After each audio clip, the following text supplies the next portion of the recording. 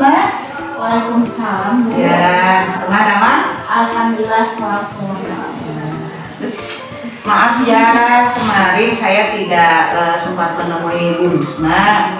Ya, karena kondisi kesehatan saya kurang baik ya.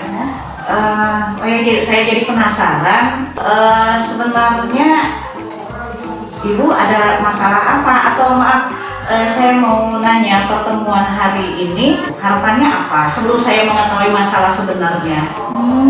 Harapannya sih ya, Bu, saya ingin mendapatkan solusi yang saya alami sekarang sih, Bu. Harapannya ingin mendapatkan solusi. Oh gitu ya Bu ya. Ya kalau boleh tahu masalah sebenarnya apa sih Bu? Oh iya, Bu, kemarin saya itu dipanggil oleh ibu kepala sekolah ya, Bu. Saya itu merasa malu banget, Bu. Sekurang beliau. Itu Bu, oleh beliau. Iya. Permasalahan utamanya apa yang menyebabkan beliau menegur Ibu? Salahnya gini, Bu.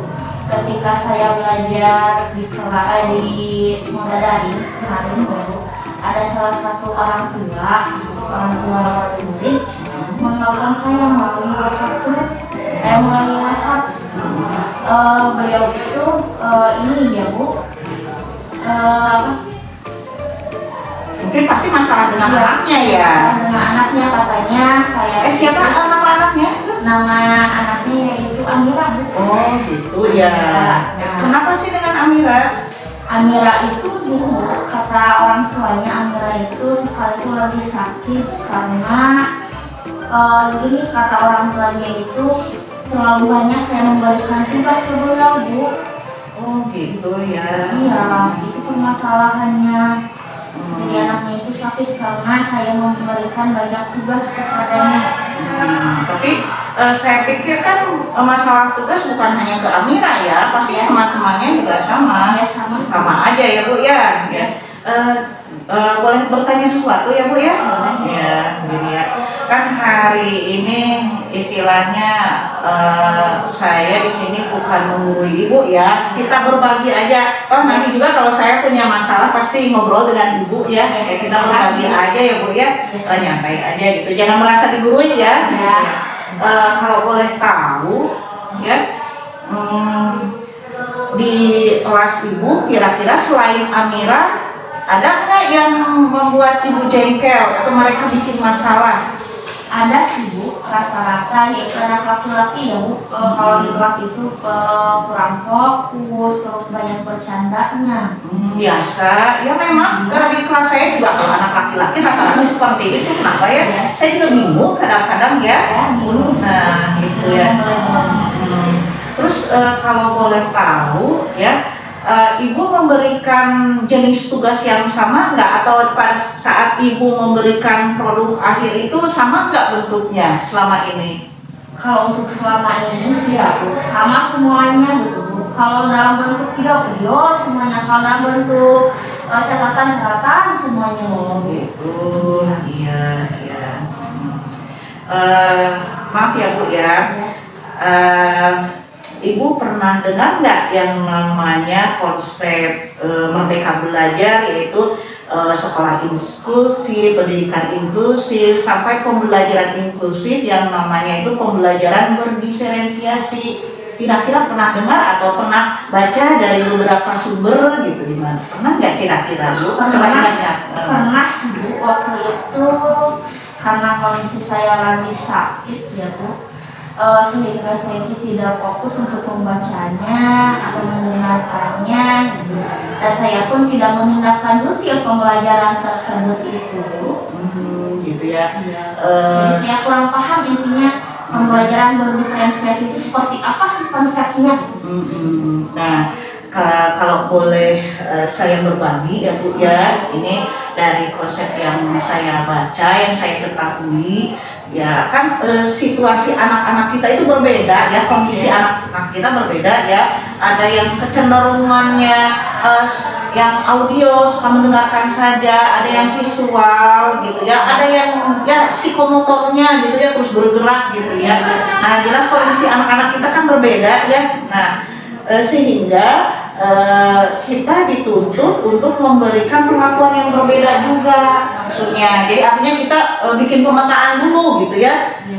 Kalau anak mana yang audio, anak mana yang visual, anak mana yang psikomotor, sehingga ya berdasarkan yang saya baca, tugas pada mereka terutama di produk akhir yaitu kalau bisa ya dibedakan juga gitu. Ada yang video, ada yang ya terserah mereka itu ingin poster atau mungkin tulisan. Itu Bu yang saya ketahui. Oh, jadi seperti itu ya konsep pembelajaran berdiferensiasi itu.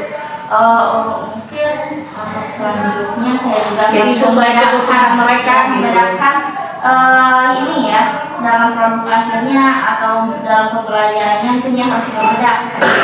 Potensi anak pun berbeda-beda ya. Oh iya, betul ya Bu. Emang potensi anak itu berbeda-beda, beda-beda keinginan. Beda juga sih dalam cara pandang terhadap suatu masalah atau cara pandang terhadap ini ya Bu, pembelajaran kita.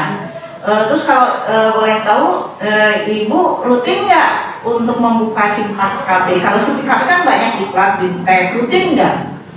Untuk selama ini sih Bu, kalau misalkan ini kadang-kadang 3 bulan sekali atau 6 bulan sekali, bahkan sampai 1 tahun saya Emang kenapa sibuk banget ya? Sibuk banget ya Bu? Dibilang sibuk emang sibuk ya Bu. Kalau dibilang banget sih enggak terlalu sibuk ya sebenarnya. Ya saya mungkin kita punya sama-sama lah namanya ibu-ibu punya penyakit M ya. Itu maksudnya ya.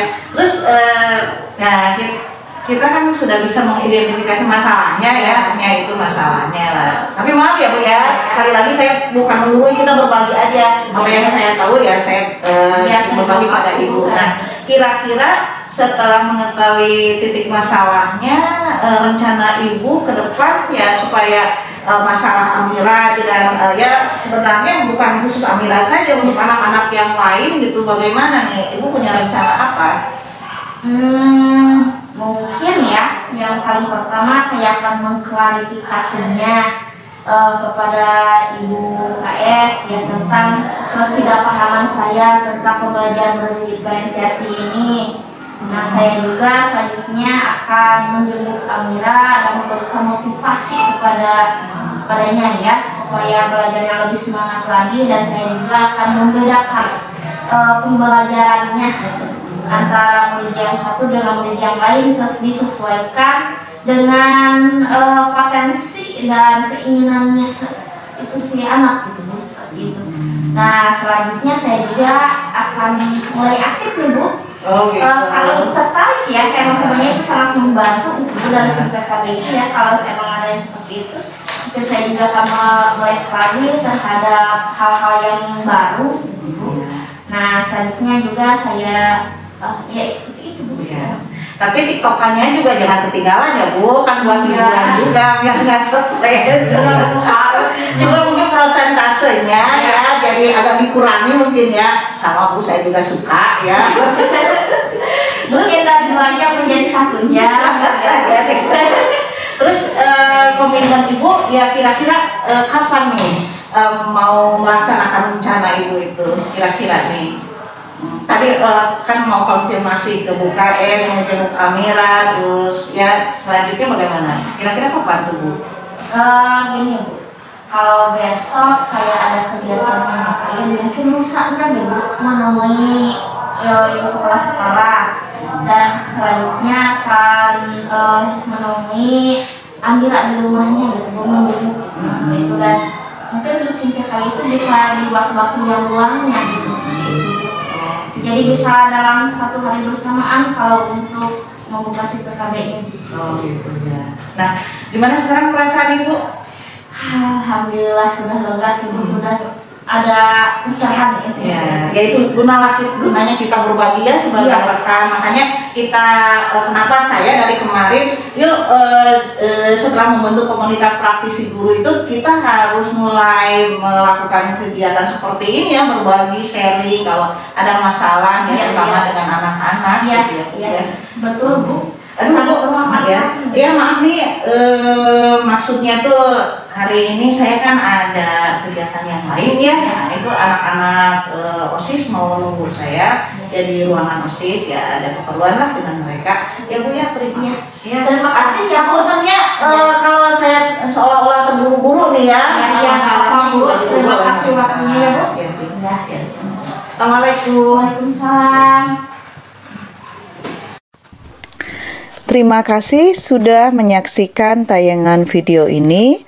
Semoga bermanfaat bagi Bapak dan Ibu guru, terutama Bapak dan Ibu calon guru penggerak. Assalamualaikum warahmatullahi wabarakatuh.